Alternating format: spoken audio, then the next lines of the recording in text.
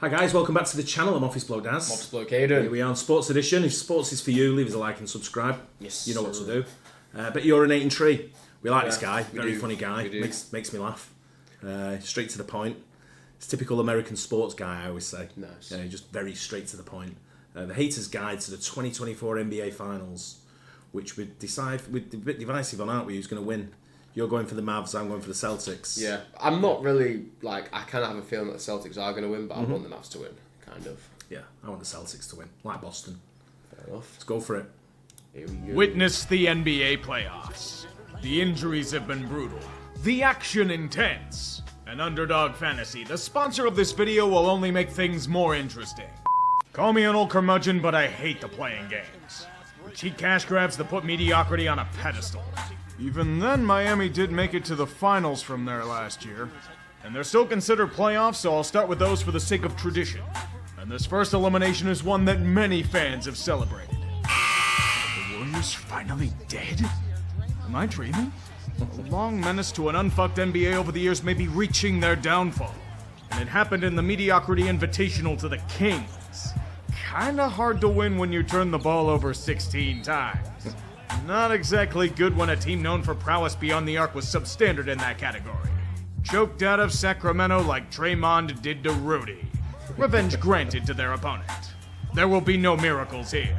Clay's headed to the open market and the core might not have much time left. Curry can only chuck threes for so long before his body goes. CP3, your magic in delivering winning to franchises has been thwarted. And this might be the end of the road. He will be enshrined at Naismith, but he's like Sauron after the eruption of Mount Doom. No rings. Rest in peace, Dejan Milojevic. The perpetual jinx that is Sacramento shall continue on. I don't understand. Against most teams, they're a formidable opponent that's versatile and balanced. When they play the Pelicans, they morph into their Vlade Divac GM days. If you take out their games against New Orleans, the Kings would have probably been the 6th seed. That's how bad things were. Winless in every contest. And most of them were blowouts. But what the hell was the excuse in the playing game? They were without Zion. Down their best player and you're still getting wrecked by 20? You held CJ McCollum to 7 points and you still can't shoot from 3? What the hell? Do you know the lesson here? Don't play your worst basketball just before the playoffs. If you do, you get stuck in mud like the Kings. Does everyone remember when they shocked the world and made the conference finals a few years ago? That almost seems like ancient history. In fact, I'm more amazed they made it there when they live up to the modern NBA stereotype. They don't play defense. Even if they tried, they cannot play defense. An open door to showcase the offensive talents of their opponents. Sure, blame injuries, but when you're getting the doors blown off you by the fucking Bulls, it's time to look in the mirror. This franchise needs a hard reset.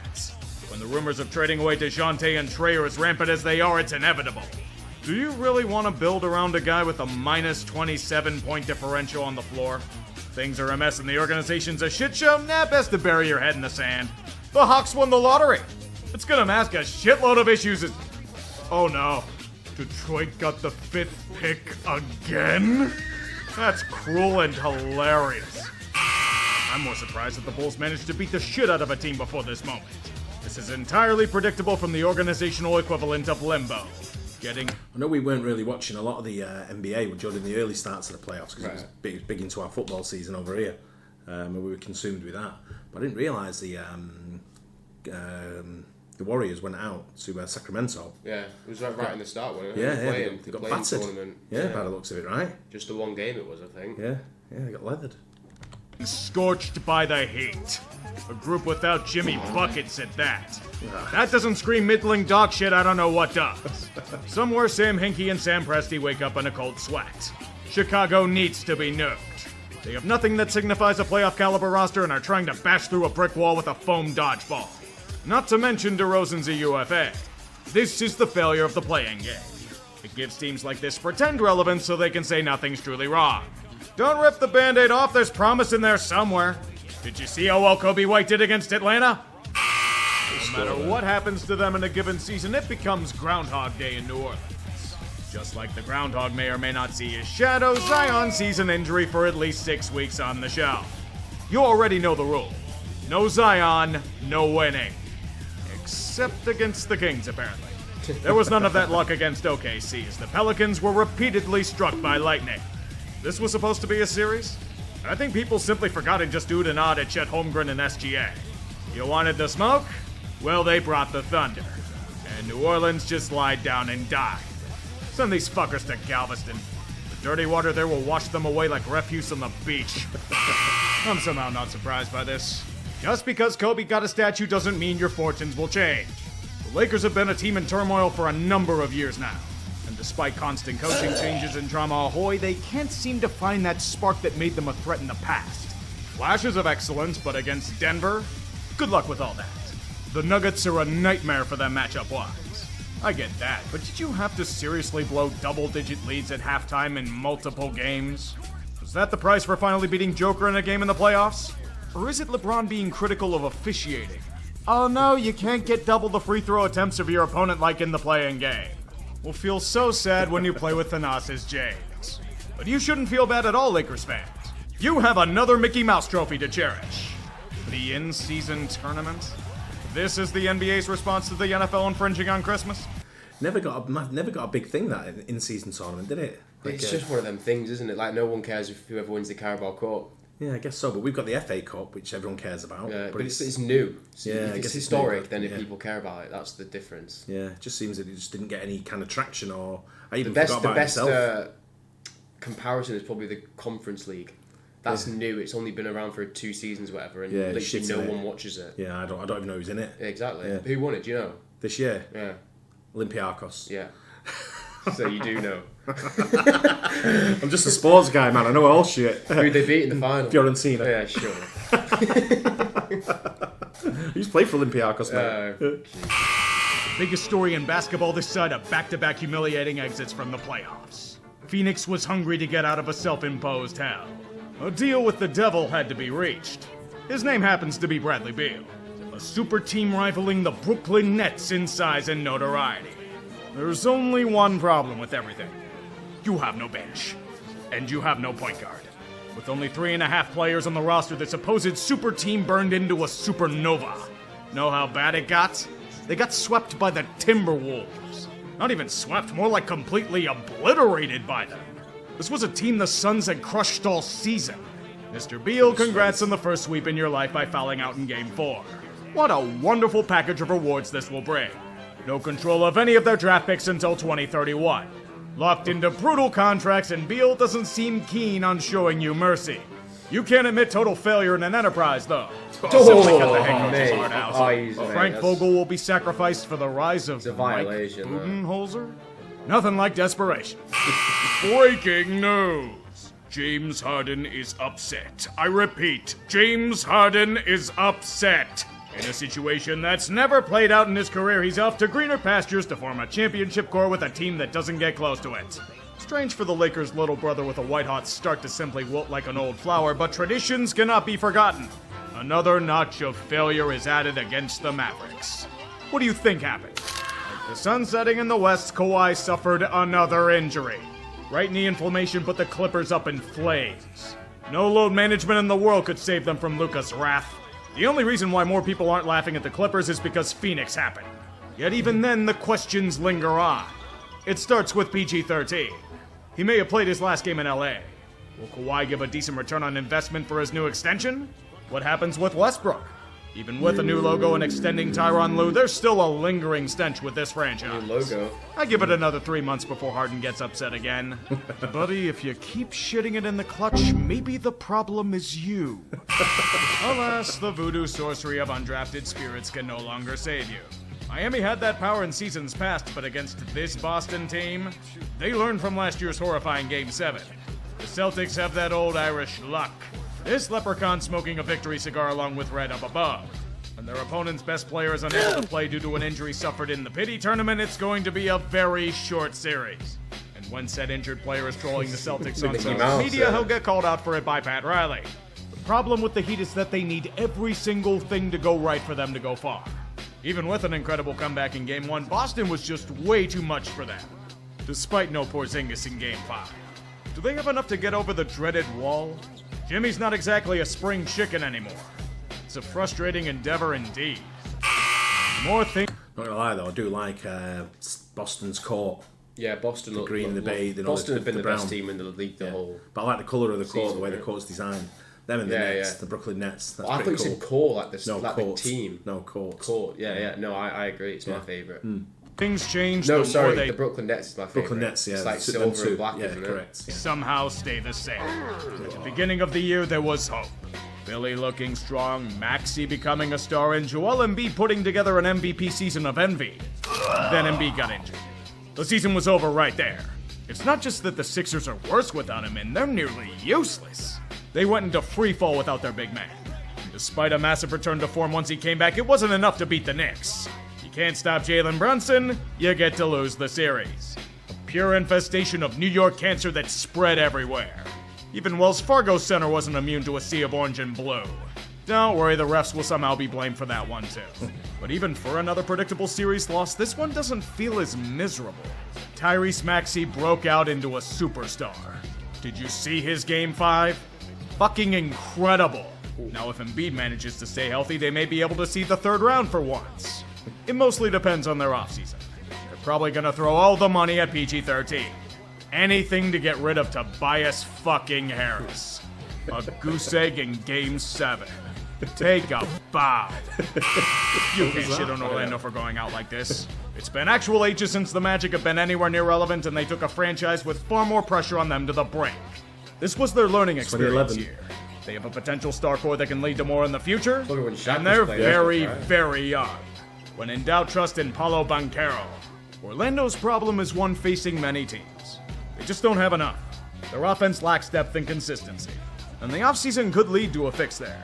Have you noticed how much cap space they have? If I'm Orlando, I'm licking my damn chops with what's available for the taking. It's the return of a long-lost age for the Magic. They will load. What a strange feeling this is. If I had an award to give for best comedy, it'd go to the Bucks unanimously. What a hilarious shit show for everyone and their mother to witness. One of the best records in basketball, masking a shitload of team issues and locker room tension. Adrian Griffin was overmatched in the role, lost the trust of the players, and was beheaded in front of Fiserv Forum. Their answer to this was apparently a 2008 vintage. Fucking Doc Rivers, Griffin's mentor? Are you trying to blow games or something? In-season collapses, a lack of roster cohesion, and the inevitable feeling they'd lose to an inferior opponent on paper were just a smattering of features available. The rest were injuries to Dame and Giannis. A 2-for-1 deal. Not that it mattered, they were a mess with them dressed anyway. This was a cratering so massive that they lost to a team that hadn't won a series in a decade. Back-to-back ugly first-round losses to go with the head coach carousel have proven that the Bucks owe their good reputation to a toe on the three-point line. Any other outcome, they'd be the chokers of the decade. Pretty sure right at the start I said the Bucks will win it, didn't I? We both thought Bucks might do... Especially after Damian Lillard went over there. Yeah, we thought, exactly, but they got rid of the coach earlier on, and bringing in Doc Rivers wasn't the... maybe not. Wasn't the right choice, was it? The only accurate passing by the Bucks in April was Pat Bev throwing the ball at fans. I cannot comment any further on his actions since I'm not subscribed to his podcast. He always is in trouble, though, isn't it? What a pro needs. Whatever makes me happy. Sets you free.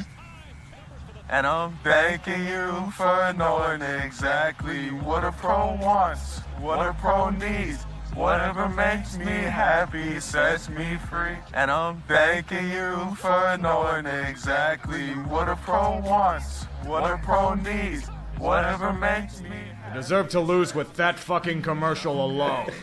Short the shit out of AT&T. Don't be too upset, OKC. With that cap space and extremely young roster, you'll be back. Title defense, huh? What the fuck was that? Is this supposed to be the mark of a champion? The Nuggets were two contrasting franchises against Minnesota. First two games, fucking terrible, smacked around at Mile High.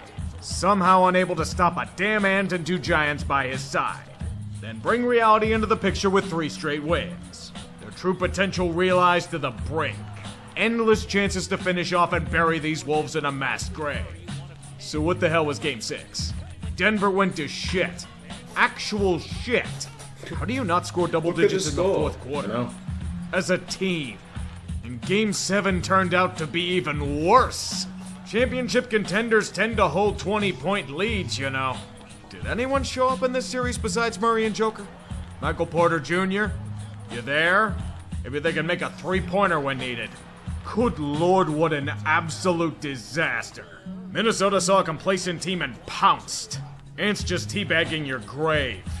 This is more humiliating than that Brazilian Twitter account. Dad Donovan's been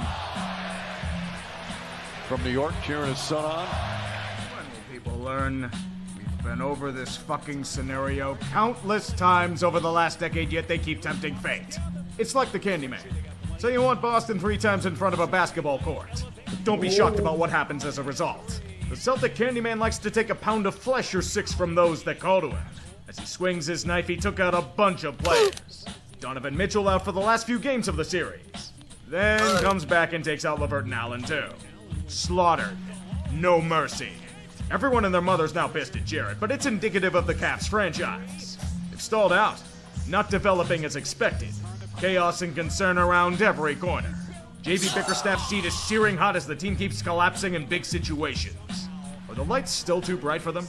Where do they go from here? Hope for the third coming of La GM? Better luck of winning the Powerball. Then transported to the mid-90s. The Indiana Pacers humiliating the New York Knicks in the playoffs. Some more expect Reggie Miller's doing the choking taunt with this revelation. So what caused their demise? Everyone pretty much died. That's all there is to it. Julius Randle's been out since April due to a season ender. Bojan Bogdanovic got shot from range against Philly. Mitchell Robinson lost his ankle again in game 1 of the damn series. OG's hamstring decided to get finicky at the worst possible time. Then add even more on top of that. Not bad enough the Knicks somehow got punished for crimes dating back to Isaiah Thomas. With their roster decimated, Indiana continues their survival by simply not fucking up. Although I don't know if shooting 67% from the floor in a Game 7 is merely passable. A magical run undone by the clock striking midnight. As it happens, Jalen Brunson breaks his hand. It was over by that point anyway. Oh no, you guys, ESPN can't talk about the Knicks for 4/5 of the broadcast. What a horrible tragedy. This was the chance for the Timberwolves to overcome every single narrative out there. To turn themselves into household names, to get that last laugh about the Rudy Gobert trade, to show the world that they're for real. Nas Reed, for Christ's sake! Stereotypes exist for a reason. In typical Minnesota fashion, the Wolves became Kyrie's philosophy on the earth. Flat. You make all of that noise for the first time in decades, and emerges as a superstar, and you lay a gigantic egg in Game 5? The Wolves had a significant advantage in the paint. All the Mavs feature are Lucas Endless whining and Kanye Irving. It'd be nice if that advantage came true. They couldn't convert from rain. It's fucking funny, this guy. It is, isn't it? Yeah. Proper snide shots of the really funny ones, though, isn't it? His voice as well was like a proper, enthusiastic narrator, you know what I mean? Yeah, he's always brilliant, the ordinating tree. But have you seen the I didn't know Kyrie Irving was a flat earther. Yeah, I know he was a conspiracy guy, but I wasn't sure he was a flat earther. Yeah, he's a flat earther. Christ. Yeah. Cat could have had a machine gun and he still would have missed his shots. As the team is yelled at in film sessions, they're at the crossroads. The window is sprung open, but time is short. Size of his shoes. Massive extensions for Cat and Ant are kicking in. The Stifle Tower's got a player option after next season. And role players are going to be free agents this summer. These next few months will be the difference between a disaster and the first title in Minnesota since HW was president. There's work to be done. Get busy. I hate to be the bearer of bad news, but the Pacers are no longer up against an injury-riddled mess or living soap opera. They get Boston. Even if the fans plead for mercy, the Celtics are simply going to kill their firstborn sons to prevent the state from thriving again. For Indiana, that sacrifice is going to be Tyrese Halliburton. Turns out tempting fate has its consequences. The rest comes in the games themselves. Game 1 up by 3. All you have to do is you fuck the ball. And Jaylen Brown tied a game in the final moments. What? And you blow it. Great. Game 3. A 16-point lead in the third quarter. Hold this lead and the series has they blow it. Game 4. Another lead. They blew it again. No points in the final 3.5 minutes. Wow. Yeah, this team is cursed. Seems like they're a bit of a ball job.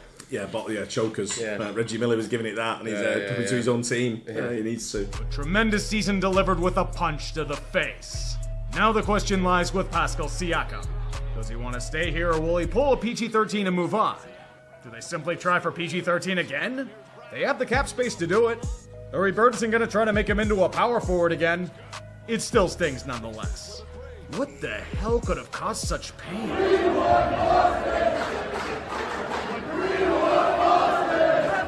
every damn time. Oh, what fantastic shit shows we had on display here. The super teams crumbling into dust sprinkled on top of an endless wave of injuries to key players. It's a war of attrition, and there are only 2 teams that remain standing. Dallas against Boston. And I wonder what side most of the world's gonna be on. Quite impressive of the Mavericks to revive from, let me look up the words I said about them last year. A gigantic train wreck. The total disaster was quickly recovered on the backs of 2 superstars that developed a chemistry that's the envy of the league. Luka and Kyrie. The team depth hasn't been there for the most part, but when Doncic is pulling the bullshit he has on a consistent basis, who needs it? PJ Washington's been the third wheel of this group, being a solid trade deadline piece for the team. Plus, there's the dreaded law firm of Derek, and Daniel as forwards and big men. In these finals, the two-headed monster is going up against the basketball equivalent of a Death Star. Do you try to stop Jason Tatum?